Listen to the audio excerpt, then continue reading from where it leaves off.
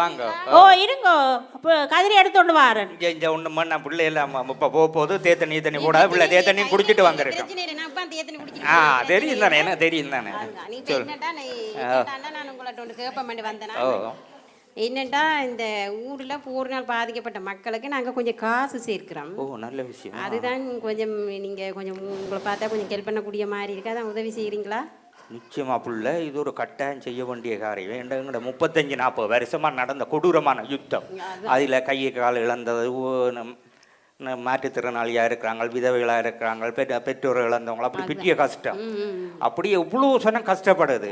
ஆனால் எங்களுடைய ஆக்கள் எல்லாம் இந்த யாழ்ப்பாணம் போயிட்டு வந்து என்ன சொல்கிறாங்க, யூரோப்பை விட யாழ்ப்பாணம் சூப்பராக இருக்குன்றாங்க. அங்கே உள்ளூரில் போனால் ஒருவேளை கஞ்சிக்கு கூட சனம் இல்லாமல் இருக்குது. சுற்றியாக கஷ்டப்படுது. உண்மையில் இந்த விஷயத்தை நீ எடுத்து செய்கிற உண்மையில் பாராட்ட வேண்டிய விஷயம், பெரிய விஷயம்.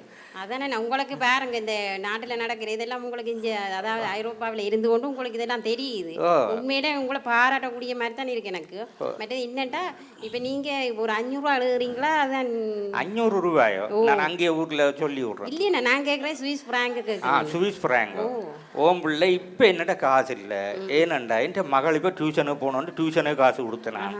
அடுத்தவன் வந்து மெக்டொனால் போகணுன்ட்டு அவனே கொஞ்சம் தள்ளி விட்டேன். சின்னதங்களோட போகிறாக்கு புற அங்கால் என்ன செய்த படத்துக்கு போகணுன்னா படத்தையே கொடுத்து விட்டேன். இப்போ கோயில் ஐயா வந்து பெரிய ஏதோ கட்டணுங்கன்ட்டு அள்ளி விட்டேன் ஒரு பக்கத்தில் காசு.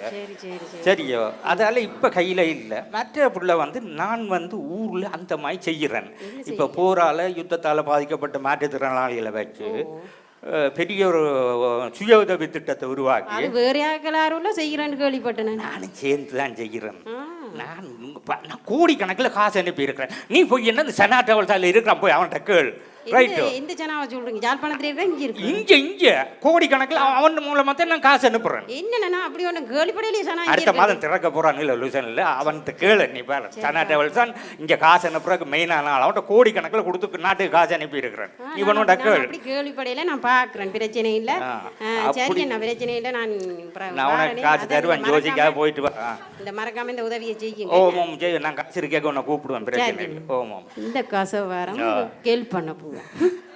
நல்லா எல்லா வியாக்கியானமும் அம்மா, அதுக்கு ஒரு கொஞ்சம் காசு 500 ஃப்ராங்க் எழுதுறதுக்கு உங்களுக்கு என்ன பிரச்சனை? சும்மா இதுக்கெல்லாம் காசு கொடுத்தோன்னு இருக்கல, ஏதோ அடிச்சு கிடிச்சு விட்டு கொடுக்க துவங்கினால் வரிசையில் கட்டி வந்து நிற்பாங்க. அது சரி, ஊரில் எங்கே யாருக்கு காசு அனுப்புறீங்க? என் அப்பா அம்மாவுக்கு அனுப்புறையில, என் சகோதரங்களுக்கு அனுப்புறையில, ஏன் உங்களோட சகோதரங்களுக்கே அனுப்புறையில? உன்ட ஒப்பம் செய்த அநியாயத்துக்கு நான் என்ன அனுப்பணும் அவனுக்கு? ஏன் என் அப்பன் என்ன செய்தவர் உங்களுக்கு? உன்னை கொண்டு வந்து இந்த தலையில கட்டி விட்டதா? நான் இடத்துல தான் உங்களோட இருக்கிறேன். வேற ஆக்கலண்டா இப்ப எப்போ பறந்துருப்பினோம் தெரியுமா?